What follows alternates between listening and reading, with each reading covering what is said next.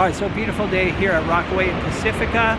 Thinking of making something of the scene behind me. Not a lot of shadows today, but there is a lot of color. So I'm going to be focusing on getting some saturated color. And then also, I'll probably be adding a bit more color to the water. There's a lot of white water. I'll be using my usual limited palette of colors. And today I'll be painting on an 11 by 14 inch linen panel. All right, sketching in burnt sienna as usual. It's going to be interesting painting on this surface. This is a panel that I made almost 20 years ago when I first started painting. So it's a medium tooth linen canvas that I glued to a masonite panel, and I used acrylic matte medium in order to attach it. And 20 years later, it's still well attached to the panel, so it seems to be pretty archival. All right, so here is the sketch. A big grouping of rocks right here, some smaller rocks in the distance, and the waves are kind of coming in on an angle like this. I think I might include some sand down here, starting with a dark mixture of ultramarine blue, alizarin crimson, and a touch of burnt sienna. As you may have noticed, this canvas has been pre-toned, which is what I used to do in the past. I would just pre-tone my canvases so I was ready to go once I got out into the field. I stopped doing it because I do like having the white of the canvas show through in the transparent areas of the painting.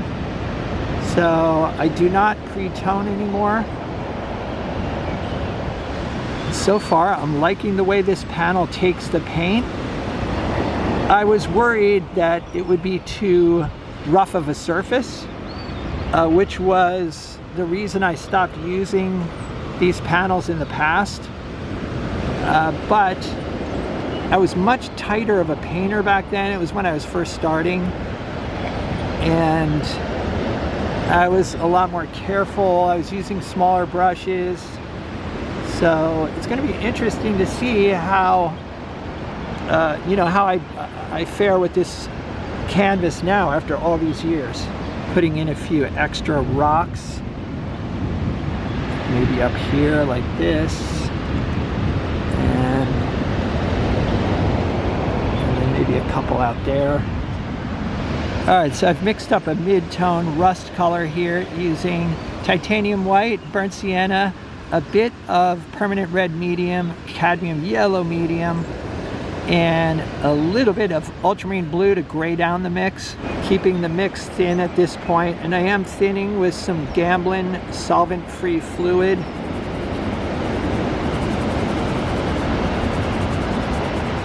Using a number 6 natural bristle flat. I will be altering these colors and values, but this is a good starting point.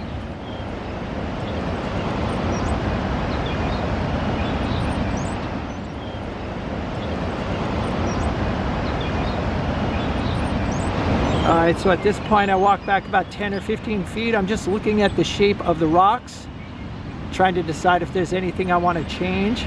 But I do like what I'm seeing, so I am going to keep going. For the water, I've mixed up a mid-tone blue-green using ultramarine blue, phthalo blue, titanium white, and a touch of cadmium yellow lemon. I want to make sure the value of this water is dark enough that the white water will stand out.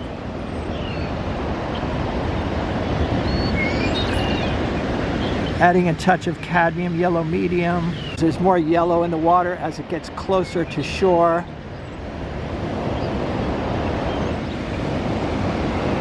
This area in here is mostly going to be white water, but I do want to create an interesting abstract shape with the darker portion of the water.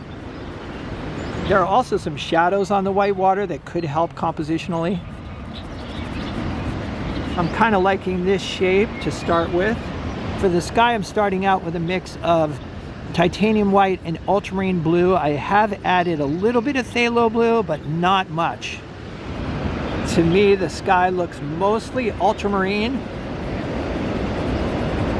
There are value and color shifts in the sky, but they're very delicate. So I'm just starting with this color and value, and then I'll make the necessary adjustments.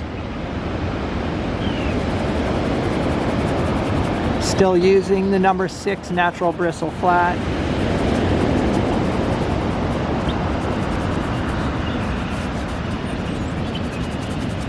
I'm contemplating leaving little bits of the yellowish color showing through. We'll see.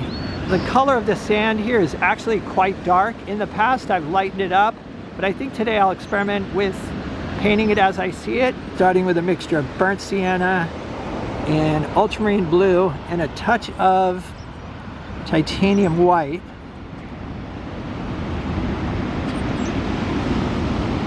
I think I want to add another rock right here to break up this line, but also the bottom of the rock will help indicate that the beach is sloping off. For these smaller shapes, I'm using a natural bristle filbert, a number 4. And hopefully this will be the smallest brush I'll use on this painting. For the wet sand, I've got a mixture of ultramarine blue and titanium white. And I've mixed in a little bit of the sand color to gray down the saturation.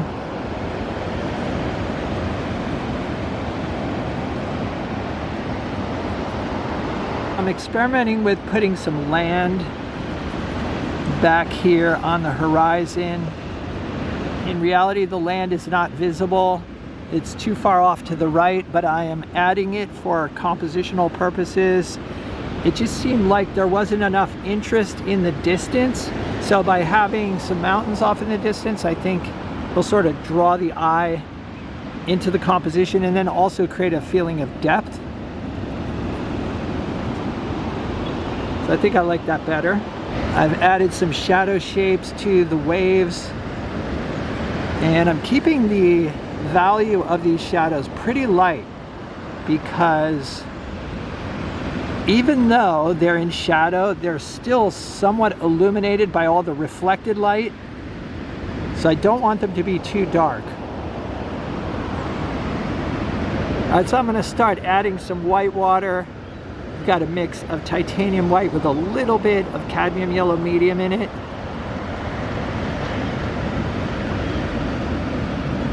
Still using the filbert. And I am dragging some of the green from the water into the mix, especially out in the distance. I don't want it to be too bright. The white water is much brighter up close. And I'm trying to keep my brush loaded.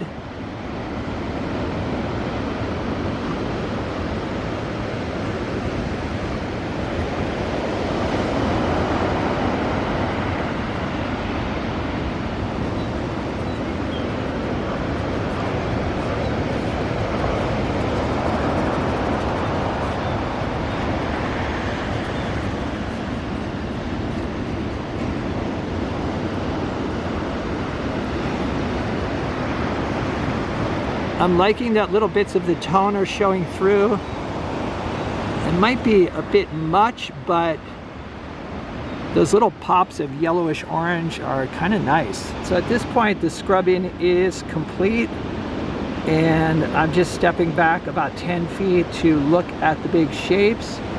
And overall, I'm pleased with what I'm seeing. In fact, these shapes in the water here are kind of interesting, and I did not overthink those shapes. I just worked really quickly, and that's what I usually do. Just work quickly, step back and see if it's working. If not, I'll fix it, but if it is working, then I'll just leave it.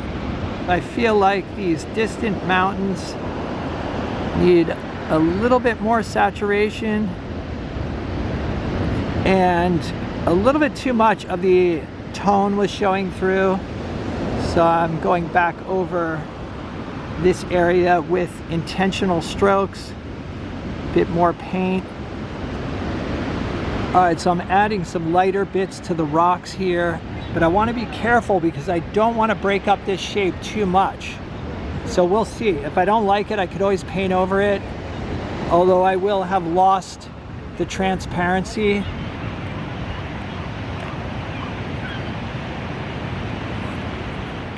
All right, so here's what I finished up with. This painting took about an hour to complete. It was finished on site.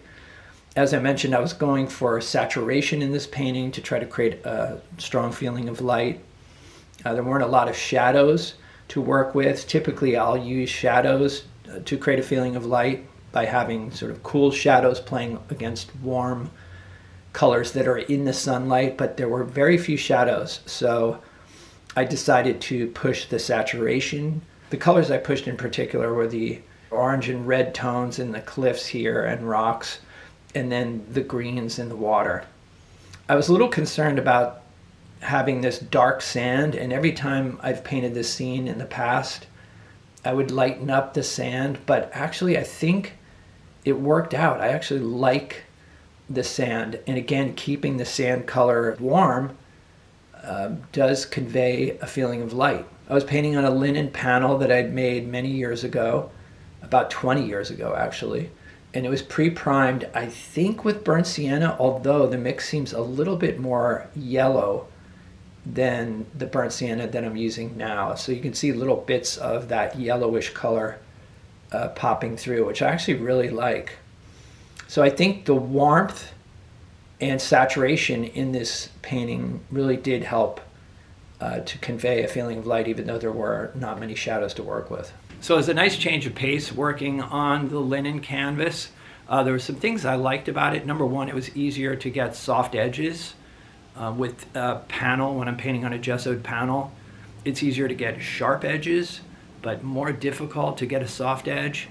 So I did like that. Overall, though, I think when I'm painting in that size, say 11 by 14, or even up to 16 by 20, I prefer painting on panel because I do like the more focused look of the finished product. I've noticed that once I'm painting larger than that, say at like a 24-30, it doesn't really matter as much. It's easier for me to get whatever type of edge that I want. But like I said, I think with a canvas panel, when painting smaller, edges tend to be softer, so the painting has an overall softer look. So it just depends on what you're after. But I like a more focused look, which I get on the gessoed panels. Anyway, I hope you guys enjoyed this video. Let me know what you think in the comments. If you'd like to see some extra videos and help support the channel, there's a Patreon link down below. It's a Patreon support that helps keep me making these videos. It's much appreciated, so check it out. Other than that, stay creative. I'll see you guys in the next video.